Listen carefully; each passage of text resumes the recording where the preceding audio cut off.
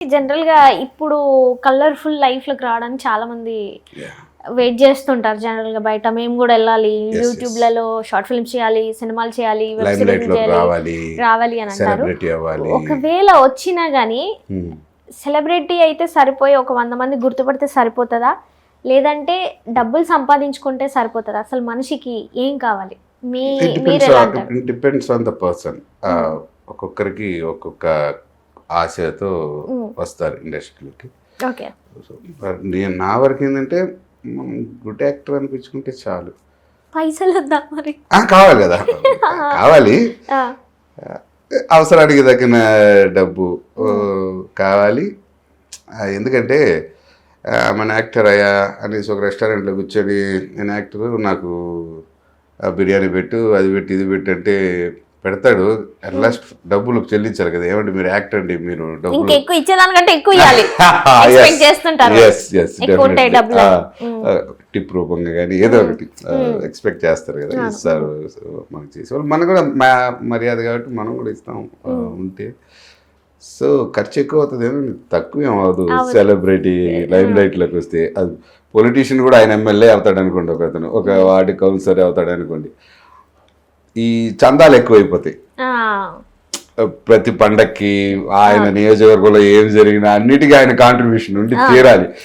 ఆయన వాళ్ళ తాతల ఆస్తులు అమ్ముకుంటాడు, ఇంకేదన్నా ఆయనకి వ్యాపారాలు ఉంటే వాటిలో వచ్చిన ఆదాయాన్ని ఖర్చు పెడతాడు, ఇంకా ఆయన హెడేక్ అది. సో ఉంటుంది. నాకు నా వరకు ఏంటంటే good actor, good human being, plus డబ్బు. అదే ఇప్పుడు ఉన్నాం, ఇప్పుడు రెంట్స్ కట్టుకోవాలి, యాక్టర్ అని ఎవడు ఫ్రీగా ఇవ్వడం మనకు ఫ్లాట్ అనేసి డబ్బు కూడా అవసరమే, డబ్బు కూడా అవసరమే, అవకాశాలు అవసరమే, అన్నీ ఉండాలి, పేరు కూడా అవసరమే, రావాలి. మంచి పేరు వస్తేనే కదా అవకాశాలు వస్తాయి. ఇప్పుడు కొన్ని అవకాశాలు ఇస్తున్నాయి, మంచి అవకాశాలు వస్తే కాంపిటీషన్ పెరిగిపోతుంది. టాలెంట్ ఉన్నా లేకపోయినా రుద్దుతున్నారు జనాలకి. కాంపిటీషన్ అనేది ఆ సినిమా పుట్టక ముందు నుంచి ఉంది. కాంపిటీషన్ అనేది నేను అనుకుంటున్నాను. డ్రామాలు వేసేవాళ్ళు కదా, నాటకాలు, అప్పుడే ఉంటది. కాకపోతే అప్పుడు ఇప్పుడున్నట్టుగా యూట్యూబ్స్ లేవు, సోషల్ మీడియా లేదు. వాట్ దిస్ మన న్యూస్ పేపర్స్ ఏమంటారు, mass media, printing media, electronic media, that time అంత లేవు. సో అక్కడున్న స్ట్రగుల్స్ని, అక్కడున్న దీన్ని కాదు కాబట్టి మనకు తెలియకపోయింది. ఒకప్పుడు డ్రామాల్లో చేస్తేనే సినిమాలో అవకాశాలు వచ్చేది. మన పెద్దవాళ్ళు చేసినప్పుడు రామారావు గారు, నాగేశ్వరరావు గారు వీళ్ళు యాక్ట్ చేసేటప్పుడు ఏ డ్రామా చేసేవాడు. ఇప్పుడు మనం అడుగుతారు కదా, ఏ సినిమా చేసేవా సార్, పలానా సినిమాలో చేసావు, అవునా, ఓకే ఓకే చూస్తాం అంటారు. అప్పుడు కూడా అలా అనేవాళ్ళు అనమాట, వాళ్ళని పెద్ద వాళ్ళని తప్పకుండా అనేవాళ్ళు నాకు తెలిసి.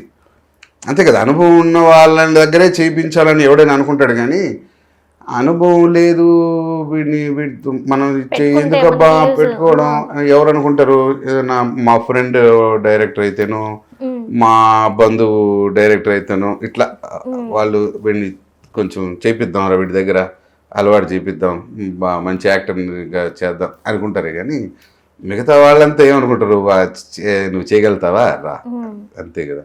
ఒకప్పుడు సినిమాలలో అంతే, డ్రామాల్లో మంచి యాక్టర్గా పేరు వస్తేనే సినిమాలో అవకాశం వచ్చేది. So competition was there, is there, will be there. ఎప్పుడైనా తప్పదు, ఎక్కడైనా తప్పదు. Not only in industry, in every form of every field ఖచ్చితంగా ఉంటది. దాన్ని మనం తలదన్నుకొని ముందుకెళ్ళాలి. మన ఎనర్జీ, తలదన్నుకొని మన ఎఫర్ట్స్, మన patience, waiting for the opportunity. అట్లా సార్ ఇంకొకటి, వెయిటింగ్ ఫర్ ద ఆపర్చునిటీ అంటే కొందరు ఏం చేయకుండా కూర్చుంటారు సార్. అదే కదా, అది వచ్చినప్పుడే చేద్దామని కూర్చుంటారు. ఇది కూడా ఒక తలకాయ, ఏది వచ్చినా చేసేటట్టు రెడీగా ఉండాలి. ఒకసారి మనం సెలెక్ట్ అవుతాం, ఏం ఉండదు ఆ సినిమాలో, అట్మాస్ఫియర్ లో ఉంటాం. అవి కూడా చేశాను నేను రీసెంట్గా. I don't want to reveal that, అంతే. చేశాను కానీ సిన్సియర్గా చేశాను. నిలుచుకోమంటే సిన్సియర్గా నిలుచుకున్నాను, ఆడ కూర్చోవా అంటే సిన్సియర్గా కూర్చున్నాను. ఈ డైలాగ్ చెప్పబోయేంటి సిన్సియర్గానే చెప్పాను. ఫ్యూచర్లో కూడా అదే సిన్సియర్గా చెప్తారు, చేస్తాను, చెయ్యాలి. సో మీరు మనం ఉండగలుగుతాం. మీ 52 year ఆఫ్ ఏజ్ లో నేను మెన్షన్ చేయకూడదు కానీ మెన్షన్ చేస్తున్నాను. లైఫ్ లో పెళ్లి చూసారు, పేరెంటాలు చూసారు, స్ట్రగుల్స్ చూసారు, అనుమానాలు చూసారు, బరువులు చూసారు, బాధ్యతలు చూసారు. సో ఫైనల్ క్వశ్చన్ అడుగుతాను, what is the life? Life is to live. అంతే. ఎందుకు పుట్టాము, ఎక్కడ పుట్టాము, దీనికి అంతం ఏది, ఆది ఏది, ఇవన్నీ తెలుసుకుంటే యూ విల్ గెట్ మ్యాడ్. నువ్వు పిచ్చోడైపోతావు. Turn into mad person. మన అదేం సినిమా భరత్ గారు హీరోగా చేశారు, లవ్ తమిళ్ డబ్బింగ్ చేశారు, ప్రేమిస్తేనేది. ఆ భరత్ గారు డెట్ట కొట్టుకుంటారు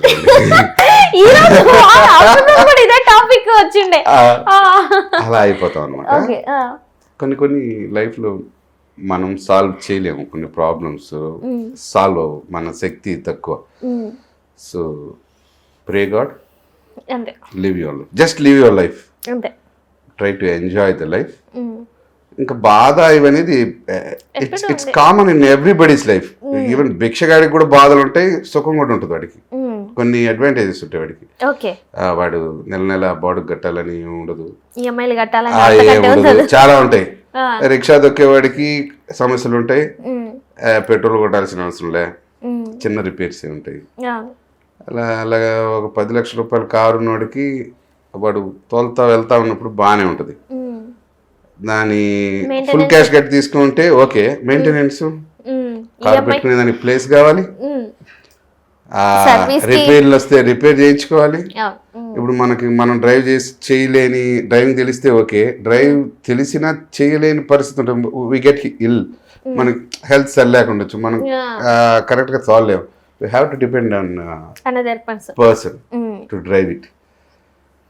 అదే లేదనుకోండి, ఒక ర్యాపిడో బుక్ చేసారా, ఆటోలో కూర్చున్నారా, లేకపోతే క్యాబ్ బుక్ చేసి కార్లో కూర్చున్నారా, గమ్యాన్ని చేరారా, వచ్చారా. సో అది కూడా కష్టం అనుకోండి. సపోజ్ ఇట్స్ రైనింగ్, క్యాబ్లో బుక్ అవ్వు, అప్పుడు అనిపిస్తుంది మన ఓన్ కార్ ఉంటే బాగుండేదిరా,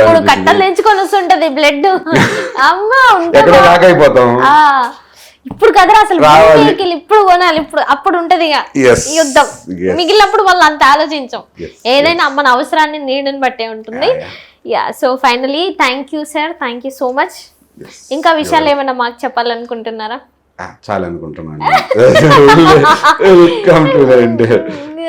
మనం పబ్లిక్ కూడా ఎక్కువ సలహాలు చెప్పకూడదు. సో ఎవ్రీబడి ఆర్ అవేర్, ప్రతి ఒక్కరూ తెలివైన వాళ్ళే, ప్రతి ఒక్కరూ మంచి వాళ్ళే.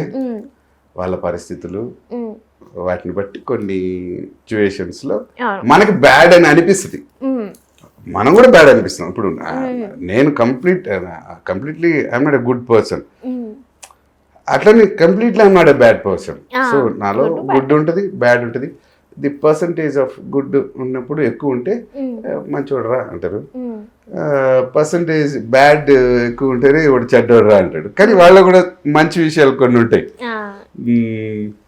సో యా, లైఫ్ అడిగారు, life is to live, just live the life. అంతే, బతకాలని చూడాలి, లైఫ్ని జీవించాలని చూడాలి, దాన్ని ఎండ్ చేయాలని మనం అనుకోకూడదు. God is great. అంతే. Yeah, thank you sir. Thank you నన్ను ఇన్వైట్ చేసినందుకు. మన ఈ ఇంటర్వ్యూకి సక్సెస్ఫుల్గా ముగిసిందని అనుకుంటున్నాను. థ్యాంక్ యూ అనుకుంటా. Thank you sir. Thank you everybody. Thank you.